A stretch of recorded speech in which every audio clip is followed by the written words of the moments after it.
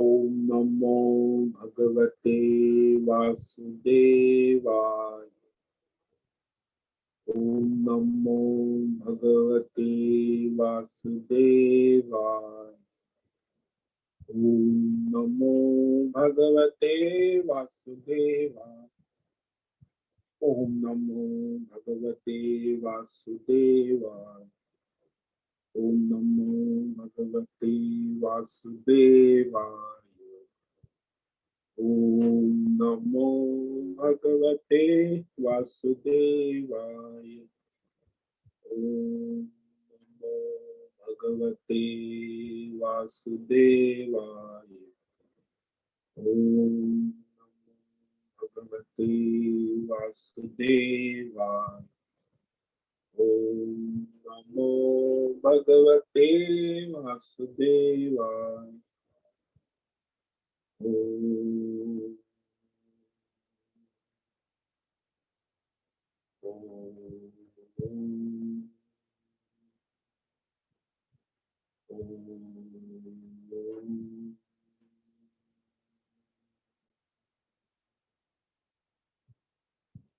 ओम श्री परमात्मने नमो नमः।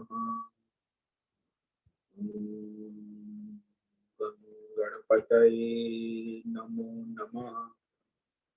ओम सं सरस्वती नमो नमः। ओम गुरुभ्यो नमो नमः। ओम सहनाववतु सहनौ भुनक्तु सह वीर्यं करवावहै तेजस्विनावधीतमस्तु मा विद्विषावहै। ओम शांति शांति शांति। सदाशिव समारंभां शंकराचार्य मध्यमा अस्मदाचार्य पर्यन्तां वंदे गुरु परंपरां। वंदे गुरु परंपरां। ओम पार्थाय प्रतिबोधितां भगवतां नारायणेन स्वयं व्यासेन ग्रथितां पुराणमुनिना मध्ये महाभारत अद्वैतामृतवर्षिणीं भगवतीम् अष्टादशाध्यायिनीम् अम्ब त्वामनुसन्दधामि भगवद्गीते भवद्वेषिणी। वसुदेवसुतं देवं कंसचाणूरमर्दनं देवकी परमानन्दं कृष्णं वन्दे जगद्गुरुं।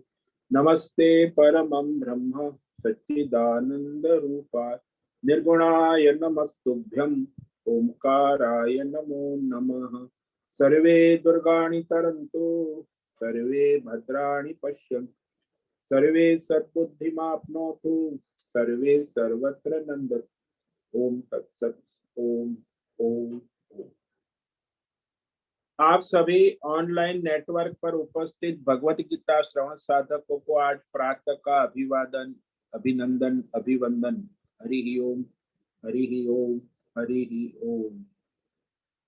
हम सबको आज का यह दिव्य दिन तन मन धन जन देश काल विषय वस्तु परिस्थिति अवस्थाएं अध्यात्म भौतिक दैवी व्यष्टि समष्टि क्षेत्र सभी को अपने अपने पूर्व में अनंत जन्मों में किए हुए संचित पाप पुण्य धर्म अधर्म कर्मों के पके हुए फलस्वरूप वर्तमान में आज अपने अपने प्रारब्ध अनुसार परमेश्वरी अचिंत्य योग माया के माध्यम से प्रसाद स्वरूप में प्राप्त हुआ है।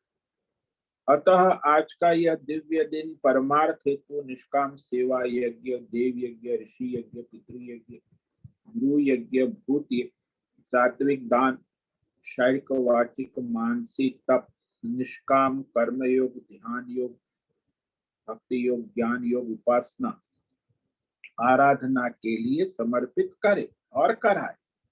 अत्यंत दुर्लभ मनुष्य जीवन को परमार्थ हेतु सार्थक करे और कराए। आज विक्रम संवत 2080 अधिक मास श्रावण शुक्ल पक्ष की अष्टमी तिथि दोपहर को 3:51 तक है। उसके बाद नवमी लग जाती। तो आज अष्टमी देवी आराधना का दिन है और आज स्वाति नक्षत्र है, जो कल रात्रि 1:09 तक, आज रात, और उसके बाद विशाखा नक्षत्र लग जाए। आज है बुधवार और यहाँ वर्षा ऋतु चल रही है। अभी सुबह लगातार वर्षा हो, गंगा जी खतरे के निशान पे बह रही, बाढ़ के। वायु की गति 5-10 किलोमीटर प्रति घंटा चल रही। ईस्वी सन 2023 26 जुलाई 26 जुलाई 2023 सुबह के 7 बजने वाले। कलयुग का प्रथम चरण 5248वां वर्ष, 7वां वर्ष मनवंतर, श्वेत वराह कल। ब्रह्मा जी का 26वां दिन और 51वां वर्ष अभी चल रहा है। तो ऐसे अनंत कोटि ब्रह्मा और ब्रह्मांडीय परमेश्वरी अचिंत्य योग माया में हमारा यह एक ब्रह्मांड, इस ब्रह्मांड में ये पृथ्वी लोक, इस पृथ्वी लोक में समुद्र के ऊपर जम्बू द्वीप में विश्व का एकमात्र वैदिक राष्ट्र भारत में उत्तर हिमालय प्रांत में उत्तराखंड राज्य टिहरी जिले में हिमालयन शिवालिक पर्वतमाला के अंतर्गत मणिकूट पर्वत के ऊपर नीलकंठ महादेव के सामने ऋषिकेश नगरी में मुनि की रेती प्रांत में शीशम जाड़ी में अवधूत बाड़ा आश्रम के सी ब्लॉक के पहले माले से 5 नंबर कमरे से गंगा किनारे से हम स्वामी उत्तमानंद सरस्वती भगवद गीता के आचार्य शिष्य स्वामी चिन्मयानंद सरस्वती महाराज, कैवलाद्वैत वेद व्यास भगवतपाद शंकराचार्य श्रृंगेरी संन्यास परंपरा से शिक्षित दीक्षित, सनातन वैदिक भारतीय हिंदू धर्म अनुसार संपूर्ण भगवद गीता ज्ञान यज्ञ ऑनलाइन चैतन्यमय जीवंत लाइव प्रसारण के अंतर्गत इस व्याख्यान माला में भगवद गीता अध्याय 2 सांख्य योग के श्लोक नंबर 15 पर संस्कृत एवं हिंदी में व्याख्यान करेंगे। दिव्य पवित्र सरल व्यावहारिक सटीक पूर्ण वर्ण अक्षर पद वाक्य पंक्ति श्लोक अध्यायों की संगति संधि अन्वय शब्दार्थ वाक्यार्थ भावार्थ रहस्यार्थ के यथार्थ तात्पर्य, वैदिक शास्त्र वेद व्यास साहित्य शंकर भाष्य एवं परंपरागत सन्यासी आचार्यों की टीका टिप्पणी सहित आज का यह भगवद गीता व्याख्यान करेंगे। कृपया आप सभी श्रद्धा भक्ति ध्यान से परिपूर्ण होकर के यह दिव्य श्रवण साधना करें, कुछ ग्रहण करें, कुछ धारण, कुछ अपने जीवन में चरितार्थ करें और उसमें निरंतरता लाए। अपनी अपनी आध्यात्मिक भौतिक दैवी अशांति द्वंद्व मोह विक्षेप और धार्मिक और शास्त्रीय भ्रम भ्रांतियों से रहित होकर के अपने शरीर इंद्रिय प्राण मन वचन कर्म से एक रूप एकाग्र होकर के शुद्ध सात्विक सूक्ष्म भगवत विवेक बुद्धि करें, वेद शास्त्र एवं आचार्य परंपरा अनुसार विवेक करें। पुनः पुनः इस व्याख्यान का श्रवण करें, मनन करें, चिंतन करें, चर्चा विचारणा करें, लेखन करें, प्रचार प्रसार करें, लिंक भेजें, ग्रुप में शेयर करें, अपना और सबका परम कल्याण करें और कराएं। ओम तत्सत। ओम ओम ओम। तो कल हमने श्लोक नंबर 15 पर व्याख्यान किया था, जिसमें भगवान तितिक्षा का महत्व कह रहे हैं कि सहनशीलता को अमृत मोक्ष प्राप्ति में हेतु बतलाते। यम ही न व्यथयन्त्येते पुरुषं पुरुषर्षभ सम दुःख सुखम धीरम सोमृतत्वाय कल्पते। भगवान ने कहा पुरुष श्रेष्ठ ऋषभ, जो सुख दुख में समता रखता, विचलित नहीं हो, प्रारब्ध अनुसार व्यष्टि समष्टि सुख दुख आते जाते रहे। तो जो विवेकी है बुद्धिमान है वो इस द्वंद्वों से विचलित नहीं होते, व्याकुल नहीं होते, तो वो अमृत मोक्ष के मार्ग पे जाने योग्य हो जाते।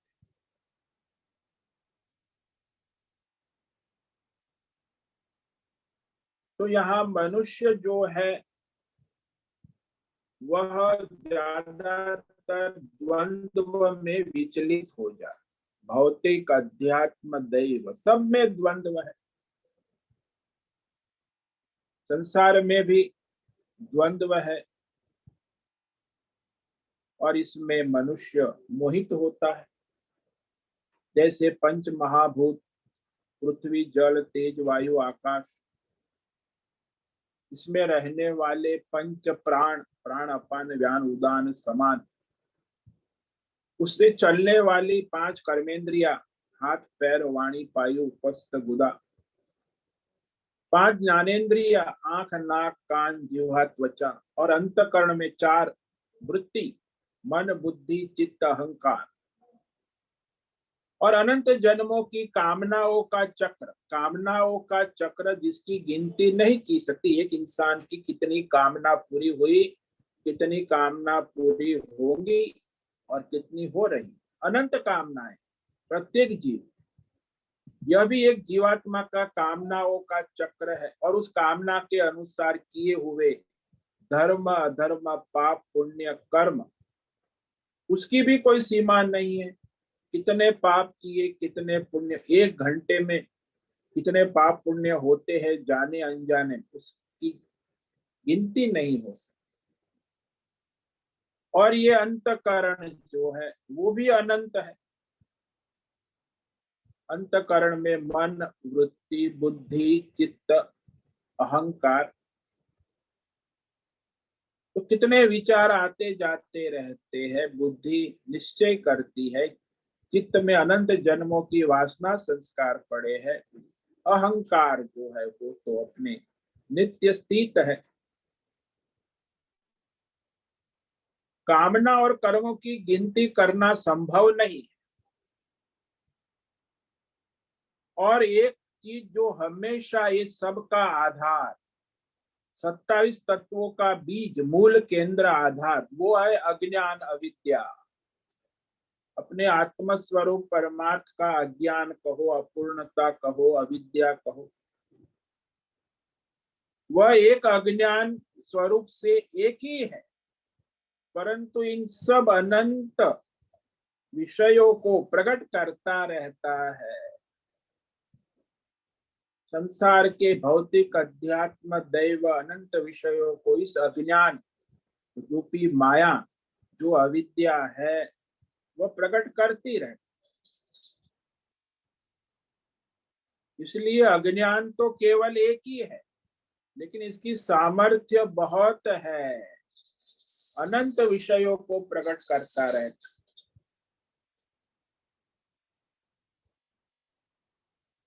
तो ये जो जीवात्मा इस संसार में इस प्रकार निरंतर अनादि काल से घूम रहा है, मनुष्य को ये शरीर मिला है, ये 27 तत्व मिले, स्थूल, सूक्ष्म, तो सबको है। पशु, पक्षी, प्राणी, वो भी सब खाते पीते हैं, मौज करते हैं। कब मनुष्य भी खाता पीता है, मौज करता है, सोता है।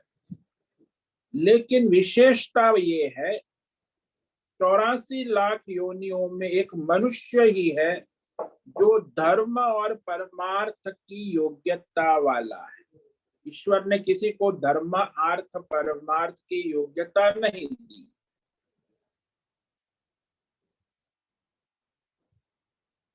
तो वह धर्म और परमार्थ, लेकिन ज्यादातर मनुष्य अपने पशुवत जीवन ही जीते हैं।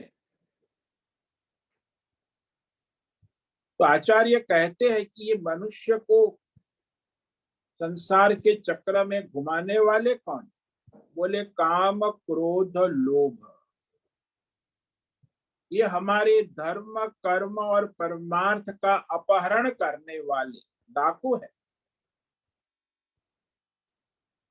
हम सोए हैं और वो डकैत हमें किसमें सोए? काम, क्रोध, लोभ, मोह, राग, द्वेष की निद्रा में सोए हुए हैं और ये धर्म और मोक्ष, परमार्थ का अपहरण कर ले। ये लुटेरे है, डाकू है। काम, क्रोध, लोभ जब आ गया आपके अंदर, राग द्वेष आ गए, तो आपको धर्म करने नहीं देंगे, परमार्थ भी करने नहीं देंगे। तो ये जो मनुष्य है वो मनुष्य इस मोह माया में पड़ा है, उसमें ये सारे द्वंद्व भी आते रहते हैं, ठंडी गर्मी सुख दुख। तो इस द्वंद्व से जो व्यथित नहीं हो, विचलित नहीं,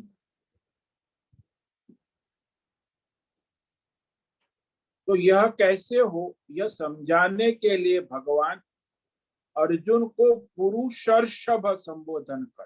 देखो संबोधन भी महत्व का है, गीता जिस नाम नाम का भी प्रयोजन है उस विषय के अनुसार भगवान संबोधन कर। अर्जुन तुम केवल पुरुष नहीं हो, पुरुषों में ऋषभ, ऋषभ यानी सर्वश्रेष्ठ। वैसे सांड को भी ऋषभ कहते। ऋषभ भी श्रेष्ठता यह है कि वह सांड जो है वो गाय के जीवन को सार्थक कर देता है। क्या करता है सांड? गाय के जीवन को सार्थक, बछड़े उसे हो जाते सांड के संग से। तो इसी प्रकार उस परमात्मा रूपी पुरुष के कारण प्रकृति के सारे कार्य हो जाते। जैसे सांड से गाय बछड़ा को जन्म देती है, ऐसे ही परमात्मा से प्रकृति संसार रूपी बछड़े को जन्म देती। तो इस सारी प्रकृति, भौतिक, अध्यात्म, दैव, 27 ये शरीर और संसार के कार्यों को सार्थक करने के लिए वह परमार्थ तत्व है, उसे जानने में प्रमाद करे न करे, क्योंकि परमार्थ तत्व आत्मज्ञान से जाना जाता है। जो संसार के काम क्रोध लोभ मोह में सो रहा है उसे परमार्थ ज्ञान प्राप्त नहीं हो सकता। तो मनुष्य ही एक है जो इस धर्मार्थ परमार्थ मार्ग पे चल सकता है, अपने परमार्थ ज्ञान रूप को प्राप्त कर सकता है। लेकिन बाधा यही है ना कि ये जो द्वंद्व है उसी में उलझा रहे। द्वंद्व व्यतीत नहीं करते तो उसमें जो समता रखना ये बहुत बड़ी साधना है। भाई दुख है, दुख तो दुख है, लेकिन दुख रहेगा। सुख है, सुख सुख है, वो रहेगा और फिर जाएगा। तो समता का क्या अर्थ?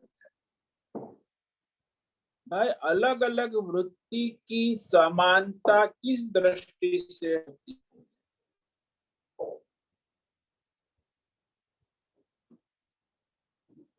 तो ये खाली विचार करे कि जो भी संसार में हम भेद करते हैं, जैसे हमारे देश में हजारों साल से हिंदू मुसलमान जब से आए हैं तब से ये संघर्ष चलता है।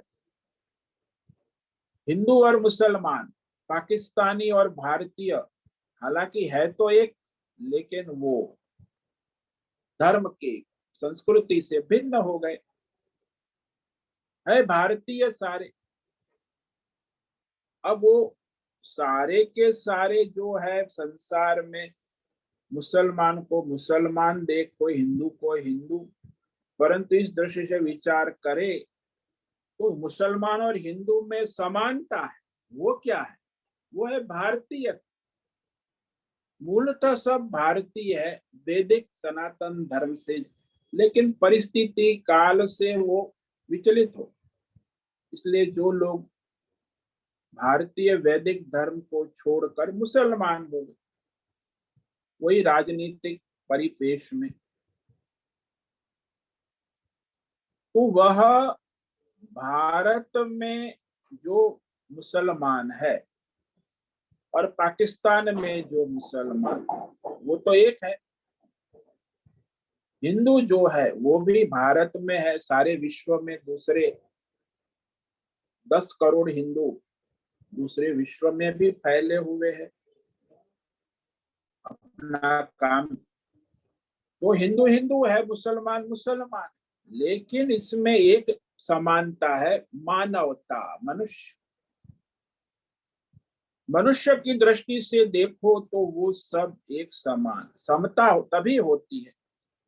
समता और समानता देखनी चाहिए कि भाई अलग नहीं है। मनुष्य को देखो तो मनुष्य सारे एक है, समानता हो। दुख दुख और सुख सुख रहेगा, अनुकूलता अनुकूलता, प्रतिकूलता प्रतिकूलता रहेगी। समता कहो, समानता दृष्टि से सारे विषय जो है वो केवल एक पंच महाभूतात्मक है। भाई आपका स्थूल शरीर, भौतिक शरीर, और आपका सूक्ष्म शरीर, और ये संसार में जो भी हो रहा है वो संसार, ये सारा पंच महाभूतात्मक दृष्टि से एक समान है। आपके शरीर में जो पंच महाभूत है, आकाश वायु अग्नि जल पृथ्वी, तो ये सारा जो है जल तत्व सबके शरीर में, मनुष्य हो स्त्री हो, जल तत्व 72% है, पृथ्वी तत्व 12% है, फिर वायु तत्व 6% है, अग्नि तत्व 4% है, और आकाश तत्व 6%। सभी के शरीर में यही फॉर्मूला। शरीर अलग अलग नाम है, स्त्री है, पुरुष है, बालक है, युवा, लेकिन सब में पंच महाभूत की दृष्टि से एक समानता है। सारे विषय पंच महाभूतात्मक ही है, ऐसा विवेक करना आवश्यक। तो सुख दुख भी पंच महाभूतात्मक हो गए। संसार के सारे द्वंद्व पंच महाभूत में उत्पन्न होते, उसी में रहते, उसी में समा जाते।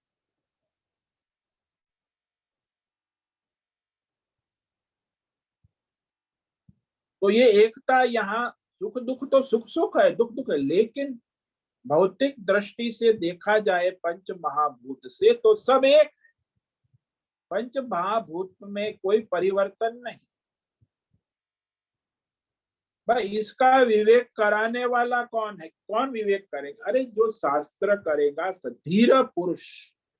भगवान ने कहा ना, धीर धीर न व्यथयंती। धीर कौन? जिसकी बुद्धि जो है विवेकी है, जो सत्संग के द्वारा, ज्ञान के द्वारा अपनी बुद्धि को प्रेरणा देता है, बुद्धि को संचालित करता है, प्रकाशित करता है। तो वह जो उसकी वृत्ति है, बुद्धि में विवेक उत्पन्न हो, लेकिन एक अहंकारिक तो वृत्ति जो है ना, वो कुछ नहीं कर सकती। अहंकारात वृत्ति तो जड़ है, पंच महाभूत का कार्य है, लेकिन एक जो बुद्धि में जो विवेक की शक्ति है, अहंकार में नहीं, मन में भी नहीं। तो मनुष्य के पास एक ही विषय, धी धी यानी बुद्धि। जो बुद्धि से विवेक कर सकता है वो इस परमार्थ को विवेक करके प्राप्त कर सकता। और सुख दुख का अनुभव कौन करता है? अहंकार कर, मैं सुखी, मैं दुखी, मैं धनवान, मैं गरीब। तो अहंकार धनवान है, अहंकार गरीब है, अमीर है, अहंकार सुखी है, अहंकार दुखी है, ये तो अहंकार होता रहे। लेकिन उस अहंकार को प्रकाशित करने वाला कौन है? किसके आधार पर ये अहंकार प्रकाश? वो जो चैतन्य आत्मा है, प्रतिबिंब पड़ रहा है, वही जीवात्मा के अहंकार को प्रकाशित कर। तो भाई बंधन किसका है? आत्मा नित्य मुक्त है, पंच महाभूत अपनी जगह कार्य कर रहे। तो ये मूल तो अज्ञान है, अज्ञान से ही बंधन है ना। बंधन किसका है? अज्ञान का है। इसीलिए आत्मा का बंधन कभी होता नहीं। नित्य मुक्त परमात्मा तो नित्य मुक्त है। अनात्मा का बंधन जड़ है, उसका भी बंधन, वो पंच महाभूत है। और चेतन है, वो भी स्वयं चैतन्य स्वरूप है। लेकिन बंधन किसके कारण? यही अहंकारात्मक वृत्ति है, वही बंधन का कारण।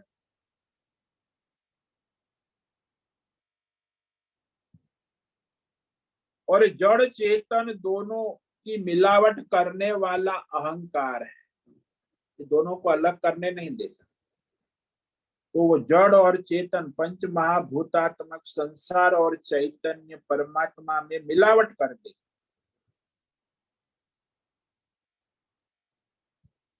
तो जैसे दृष्टांत लो कि दर्पण में बालक मुंह देखता है और उसका युवक भी मुंह देखता है। तो युवक दर्पण में अपना चेहरा देखकर उसे अपने बाल को संवार लेता है। लेकिन वो छोटा बालक है, वो सोचता है कि इस दर्पण के अंदर दूसरा कोई बालक बैठा है। उस बालक को वो कहता है बाहर आ जा, हम खेलेंगे। अब दर्पण सामने उसके जैसा दूसरा बालक उसे दिखता है। तो पूरा दर्पण बड़ा होता है तो पूरा बालक दिखता है। तो दर्पण से बालक बाहर नहीं आता है, स्वयं अपने प्रतिबिंब को देखकर वो सोचता है दूसरा बालक। माँ से कहता है कि ये नहीं आ रहा, इसे बुलाओ। माँ कहे वो नहीं आ सकता, वो दर्पण है तेरा ही लेकिन वो बालक ना समझ, उसको समझा भी नहीं सकती माँ। रो रहा है, रो रहा है। युवा है, वो भी दर्पण देखता है, अपने बाल संवार के चला जाता है। उसको अपना चेहरा ठीक दिख रहा है। तो प्रतिबिंब तो है दोनों। युवा भी अपना प्रतिबिंब देख रहा है, उसको पता है कि ये प्रतिबिंब है। बालक को ये पता नहीं, अज्ञान है कि जो दर्पण में दिख रहा वो मेरा ही प्रतिबिंब। वो नहीं जानता, अज्ञानी है, ना समझ। उसे लगता है कि सामने दूसरा बालक है। इसी प्रकार हमारे अंतकरण में अहंकार में जो प्रतिबिंब पड़ता है, वो अहंकार में पड़े हुए को समझता है कि ये मैं हूं। वो तो प्रतिबिंब है आत्मा का। दर्पण में दिख तो मैं ही रहा हूं, परंतु दर्पण में मैं नहीं। ठीक अनुसार इस अहंकारात्मक वृत्ति से दिख तो मैं ही रहा हूं, परंतु मैं वहां नहीं हूं। ये विवेक करना आवश्यक। जिसको विवेक प्राप्त हो गया है, आत्मज्ञान, तो अज्ञानी इस बात को नहीं समझता।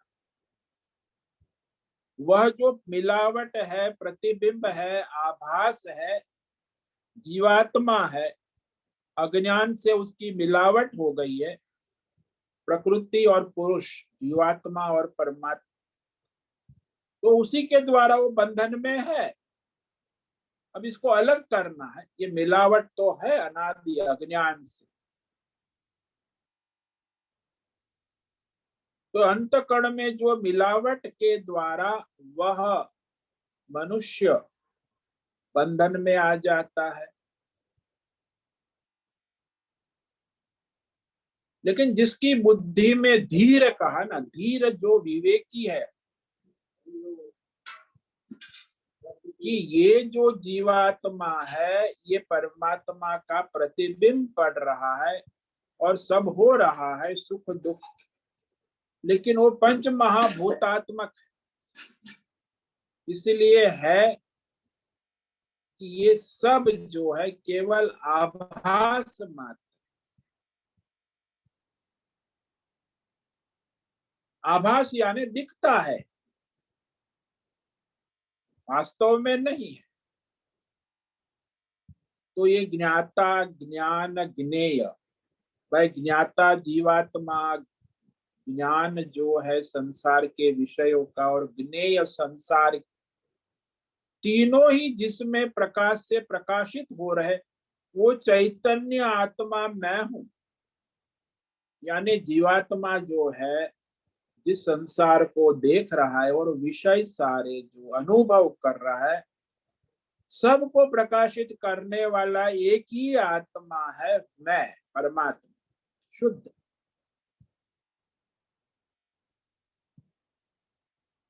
तो वह एक परमात्मा स्वरूप जीवात्मा को जान लेता है।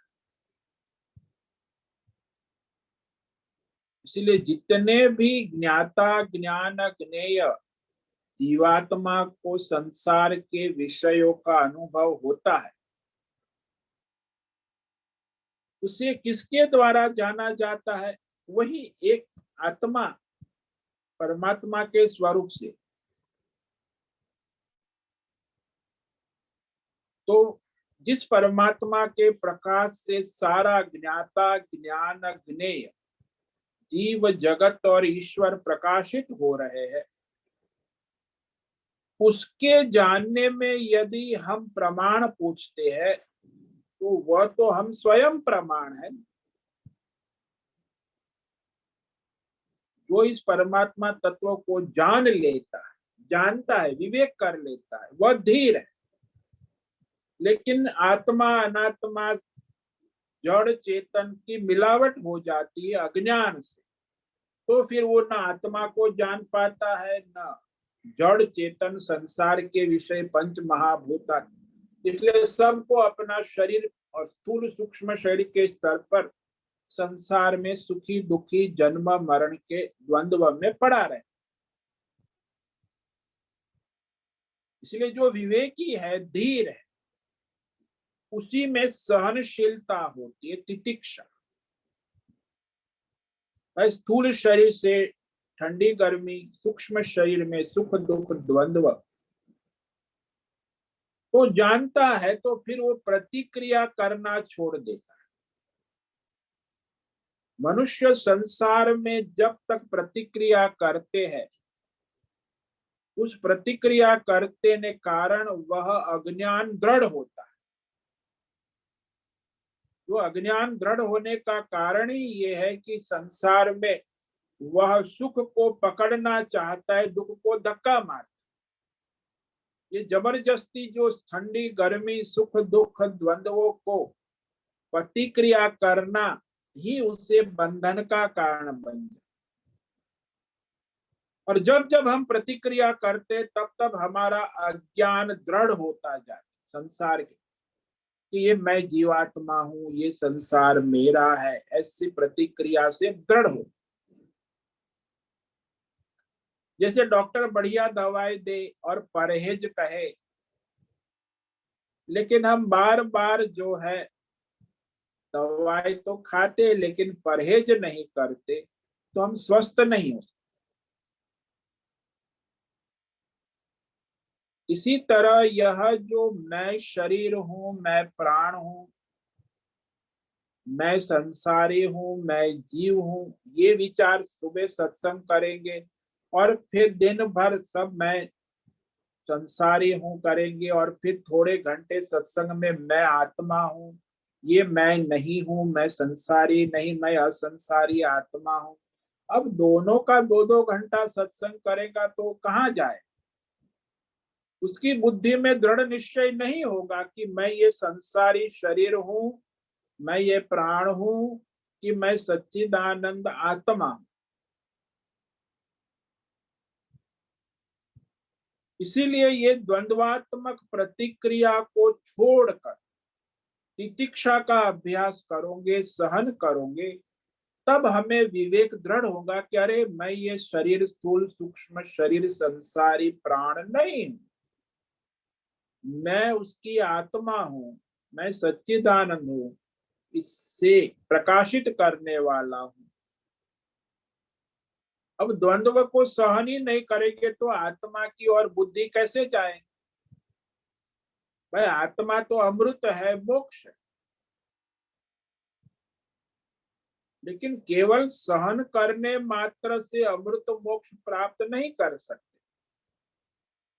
इसलिए भगवान ने यहाँ कहा कि जो मुक्त हो जाएगा सो मृतत्वाय कल्पते, तो वह अमृत मोक्ष के योग्यता प्राप्त कर लेता है। क्योंकि जो सहन करेगा द्वंद्व संसारी पने से उपराम होगा, तो उसका मन शांत होगा, बुद्धि एकाग्र होगी, तो आत्म तत्व का श्रवण मनन करके दृढ़ता आएगी। लेकिन जो संसार में द्वंद्व में विचलित है, ऐसी मन बुद्धि से वो आत्मज्ञान दृढ़ नहीं हो पाए। अमृत का मार्ग, मोक्ष का मार्ग जो है, वो जब हम तितिक्षा करेंगे, संसार के विषयों को सहन करेंगे, तब जाके हम ठीक से आत्म तत्व का विवेक कर पाए। तो ये विवेक है, वैराग्य है, संयम है, ये सारा संसारी पने में रहकर नहीं होगा। संसार को विवेक पूर्वक उसमें असंगता आनी होगी कि भाई ये है, आएंगे और जाएंगे, अब उसमें कहाँ तक लड़ोगे आप। तो अपने जीवात्मा को परमात्मा स्वरूप जानने के लिए ये सारे संयम नियम की आवश्यकता है। यानी संसारी पने से, द्वंद्व से उपराम होना, तितिक्षु मोक्ष मार्ग के योग्य हो जाए। जिसमें सहनशीलता नहीं है, द्वंद्व के पीछे क्रिया प्रतिक्रिया में दौड़ता रहता है, वो कभी परमार्थ नहीं कर सकता। अरे धर्म भी नहीं कर सकता, परमार्थ तो दूर की बात। इसलिए ये तितिक्षा अपने आप में मोक्ष नहीं देती, लेकिन वो सहायक हो जाती है आत्मज्ञान को दृढ़ करने में। आत्मज्ञान श्रवण मनन चिंतन करने में वह सहायक है। इसीलिए सहनशीलता, तितिक्षा की आवश्यकता है।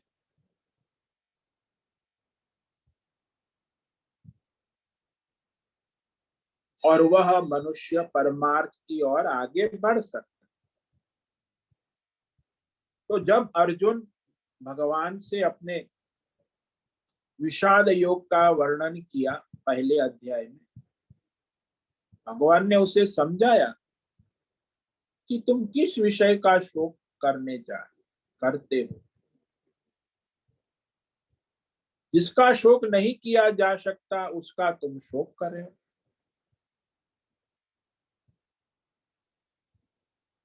तो हम कोई भी कार्य करने के पहले विचार करना बहुत महत्व का है। कोई भी कार्य कि यह कार्य हमसे किया जा सकता है या नहीं, इसका विवेक विचार करना अत्यंत आवश्यक।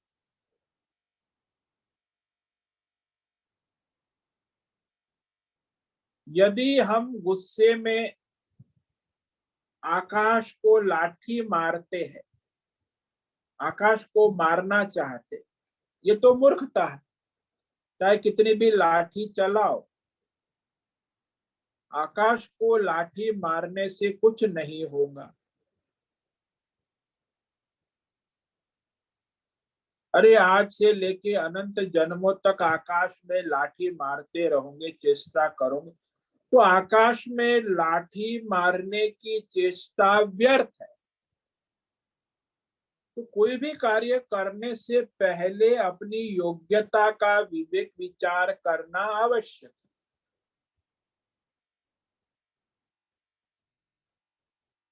भगवान ने कहा तू जिसका शोक कर रहा है वह शोक के योग्य नहीं है। जो विषय न हो और हम उसको प्रतीत हो जाए उसी को भ्रम कहे। नहीं है फिर भी दिखता है। भाई वहां भूत है ही नहीं, फिर भी ठूठ में भूत दिखता है।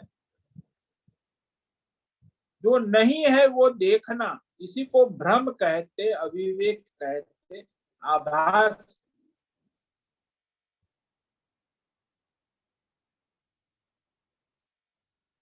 तो जैसे हमको आकाश नीला है ऐसा दिख गया,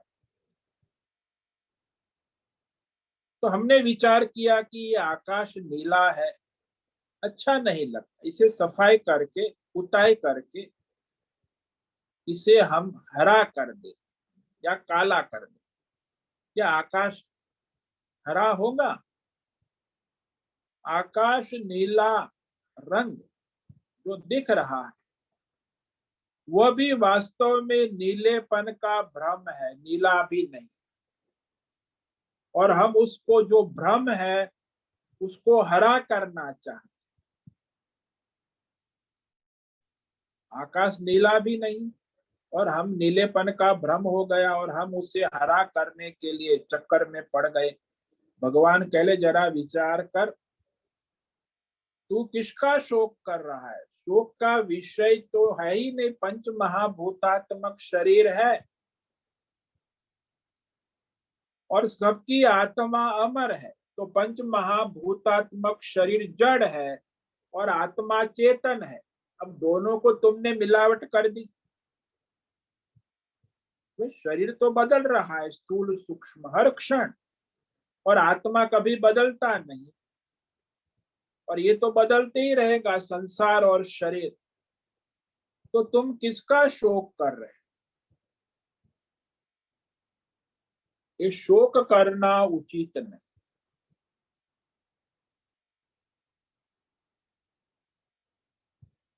तो संसार में मनुष्य ज्यादातर शोक करता है अज्ञान से। हमारे ऋग्वेद में एक छोटी सी कथा आती है। तो एक बहुत बड़ा धर्मात्मा राजा था। अब अचानक उसका देहांत हो गया। तो उसकी रानी, राजकुमार, राजकुमारी, मंत्री, प्रजा, नौकर सब उसको बहुत बड़ा धर्मात्मा। अब राजा की मृत्यु हो गई तो सारे लोग रोने लगे, बहुत दुख हुआ। इतने मग्न हो गए कि शोक में रोग रोने ही रहे।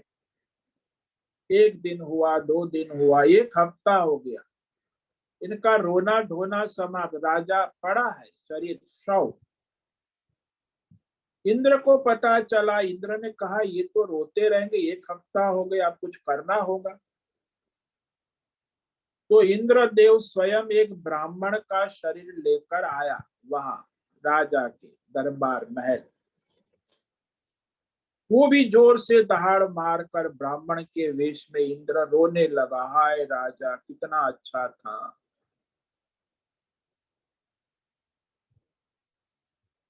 तो सारे जो रो रहे थे उनको लगा कि ये कोई विशेष राजा का जानकार होगा। तो आसपास रानी साहिबा और दूसरे मंत्री थे, उन्होंने पूछा, अरे तुम ब्राह्मण क्यों रो रहे? तो ब्राह्मण ने उसे सामने पूछा, तुम लोग सब अब एक हफ्ते से क्यों रो रहे? बोले, उन्होंने कहा हमारा राजा बड़ा धर्मात्मा था और वो मर गया, इसीलिए हम एक हफ्ते से रो रहे। तो इंद्र ने कहा कि मैं तो इस राजा के लिए, तुम्हारे लिए रो रहा। तो रानी और मंत्री और आश्चर्य हो गया। इस समय हमारा काम वो है, वह मैं तुम्हारे लिए रो रहा हूं कि ये मरा है, तुम भी मरने वाले, सबकी मृत्यु निश्चित है। तो अभी एक हफ्ते से इसका शव पड़ा है, तो इसकी अंत्येष्टि करो, क्योंकि जिसका जन्म हुआ उसकी मृत्यु निश्चित है। रानी साहिबा ने सुना, मंत्री ने सुना, तो उनको विवेक जागृत हुआ, अरे अरे मृत्यु तो निश्चित है। तो वह विस्मयकारी विवेक जागृत होने से वो फिर इंद्र जो है उसने उन्हें विवेक जगाया, तो फिर वो उनकी अंत्येष्टि करने चले गए। अभी इंद्र यदि सीधा जाता, यही बात कहता, तो लोग कहते तुम्हें क्या पता, ये हमारा धर्मात्मा है। किंतु उसने जिस तरह कहा कि जो उत्पन्न जन्म होता है उसकी मृत्यु अवश्य निश्चित है, उसका क्या शोक करते हो, तब उनको समझ में आ गया कि यही कि संसार में शोक करने योग्य नहीं है मृत्यु। जन्म भी हर्ष करने योग्य, तो जन्म होता है उससे मृत्यु भी होती। जातस्य ही ध्रुव मृत्यु ध्रुवम जन्म मृतस्य, ये तो नित्य होता ही। तो भगवान ने कहा कि अर्जुन तुम भी शोक कर रहे हो, क्यों शोक कर रहे हो? शरीर का शोक कर रहे हो, ये तो अब समझो, ये सारे जन्म मरण सुख दुख आगमापाई आने जाने वाले अनित्य है, इसको सहन करना आवश्यक है। इस संसार के लिए शरीर के लिए शोक कर रहे होंगे तो तुम साधक नहीं बन सकोगे। साधक जो है वो सहन करने से साधक बनता है, और वो साधक ही आत्मज्ञान को प्राप्त करने योग्य हो जाता। तो अमृत तत्व मोक्ष की प्राप्ति के लिए ये शरीर और संसार के शोक से मुक्त होना आवश्यक है। और वो मुक्त होने के लिए ये बहुत बड़ा साधन बताया, तितिक्षा, सहनशील।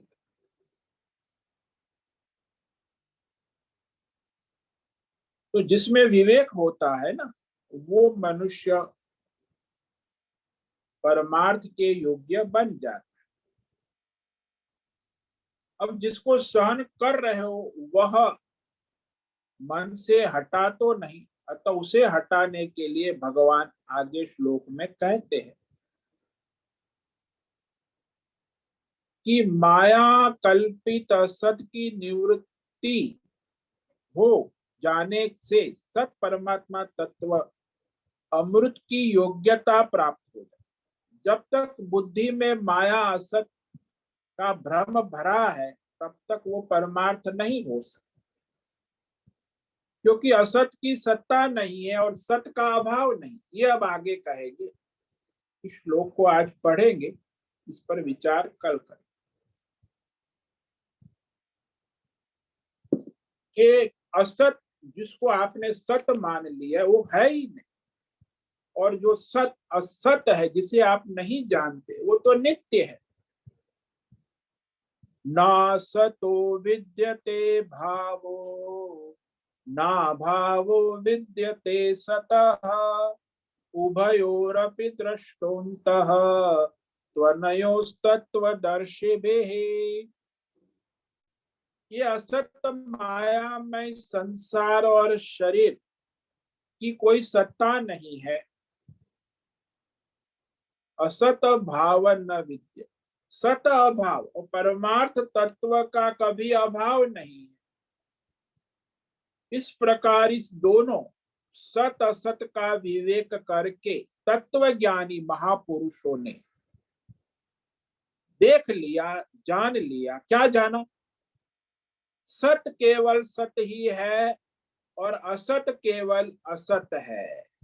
सत कभी असत नहीं हो सकता और असत कभी सत नहीं हो सकता है। यही तत्व दर्शन।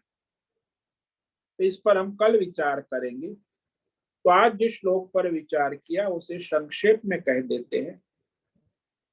यम ही न व्यथयन्ते ते पुरुषम पुरुषर्षभ सम दुःख सुखम धीरम सोमृतत्वाय कल्पते। पुरुष ऋषभ, अरे ऋषभ ऋषि, मनुष्यों में श्रेष्ठ धर्मात्मा,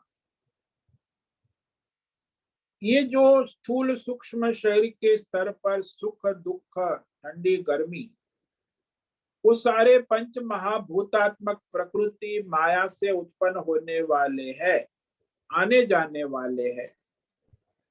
तो इसे जो बुद्धिमान विवेकी धीर इस द्वंद्वों से व्याकुल नहीं हो, न व्यथयंती, व्याकुल नहीं हो, वो संयोग वियोग होता रहता है। व्यष्टि समष्टि में सुख से राग और दुख से द्वेष होता है, तो वो विवेक करके वो असंग हो, व्याकुल नहीं हो। तो प्रारब्ध के अनुसार व्यष्टि समष्टि सुख दुख आते ही रहते, जाते रहते। तो जो विवेकी है वो व्यथित नहीं होता, वही धर्मार्थ परमार्थ कर सकता। यहाँ अमृतत्व यानी मोक्ष परमार्थ की वो धर्मात्मा है, वो मोक्ष की योग्यता प्राप्त कर लेते हैं।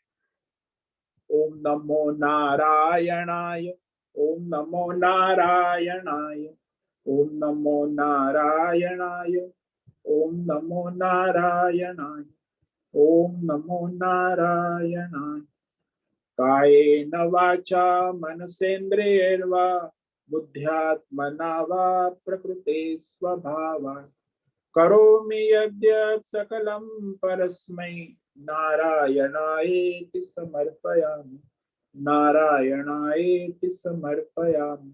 ओम सर्वे भवन्तु सुखिनः, सर्वे सन्तु निरामयाः, सर्वे भद्राणि पश्यन्तु, मा कश्चित् दुःखमाप्नुयात्।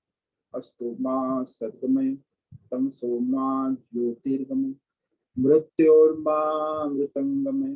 ओम पूर्णमद पूर्णमिदं पूर्णात् पूर्णमुदच्यते पूर्णस्य पूर्णमादाय पूर्णमेवावशिष्यते। ओम शांति शांति शांति। शंकरं शंकराचार्यं केशवं बादरायणं सूत्र भाष्य कृतौ वंदे भगवन्तौ पुनः पुनः। ईश्वरो गुरुरात्मेति मूर्ति भेद विभाग व्योमवद् व्याप्त देहाय दक्षिणामूर्तये नमो। ओम गुरुभ्यो नमो नमः।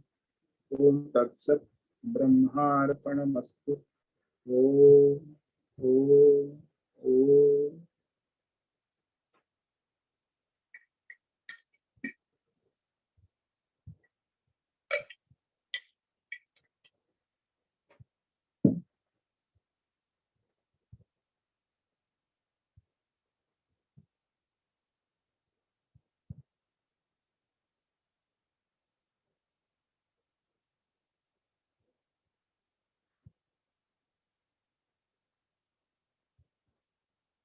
प्रश्नोत्तरी का समय है, किसी भी साधक को प्रश्न है पूछ सकते अभी। ओम नमो नारायण स्वामी जी। ओम नमो नारायण, बोलो भावना। स्वामी जी आपने अभी बताया संयम मतलब तितिक्षा जो सहन करना है, तो संयम करके हम अपने मन को द्वंद्वों से परे करके बुद्धि को एकाग्र कर सकते हैं। तो संयम और सहन वो दोनों में क्या फर्क, मतलब वो दो अलग अलग कैसे समझना है? देखो, आप जब भोजन करने बैठे हैं तो जो आपको थाली मिली है उसको स्वीकार कर, जैसा है वैसा।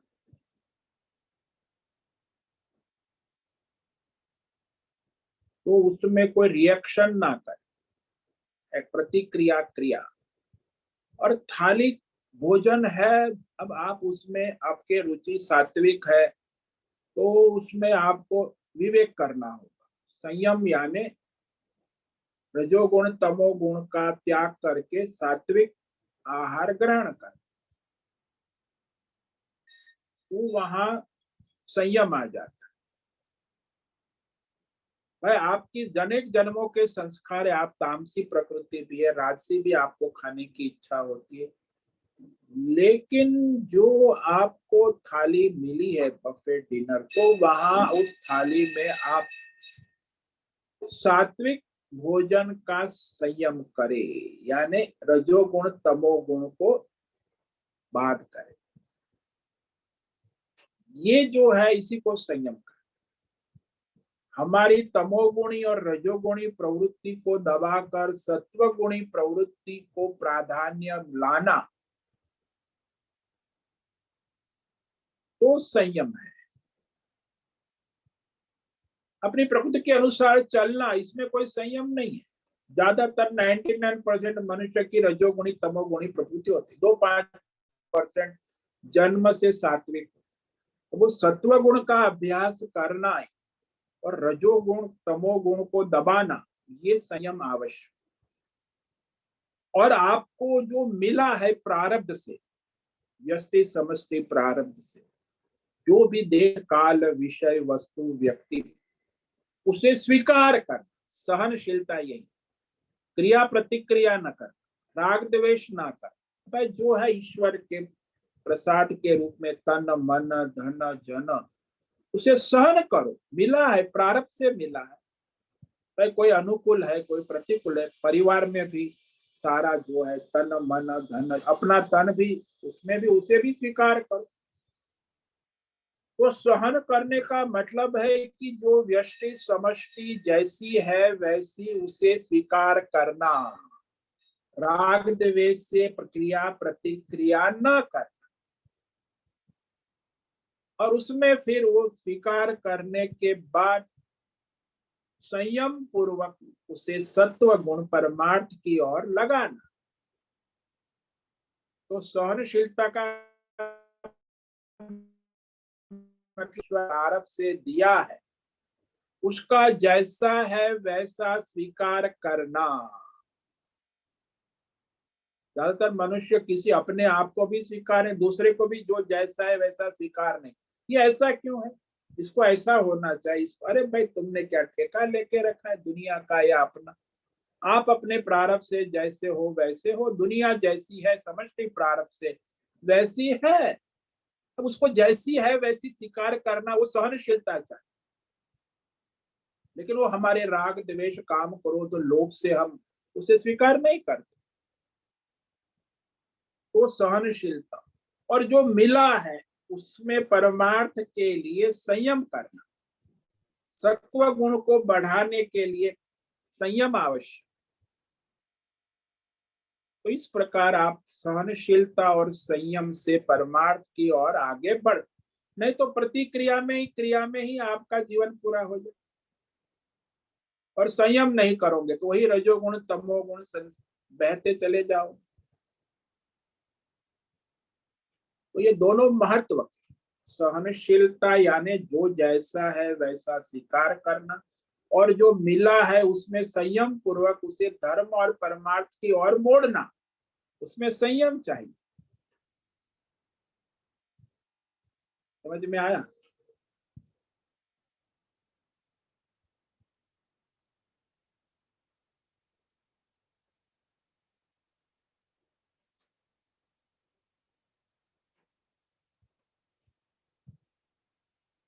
तो ये भावना है कि कहाँ?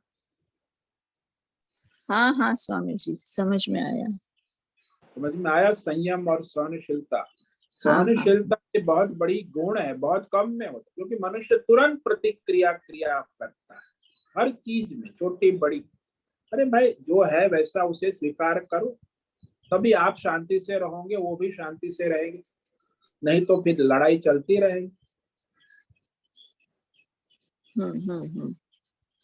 और सहन करके मतलब वो स्वीकार करके फिर उसमें से सत्व को चुन के आगे हाँ, बढ़ना है, वो संयम तत्व हुआ, को, बराबर। तब हाँ संयम होगा। नहीं तो हाँ। फिर आप अपने प्रकृति में ही बहते रहे। हम्म। हाँ हाँ, समझ में आया। धन्यवाद। ओम नमो नारायण। ओम नमो नारायण।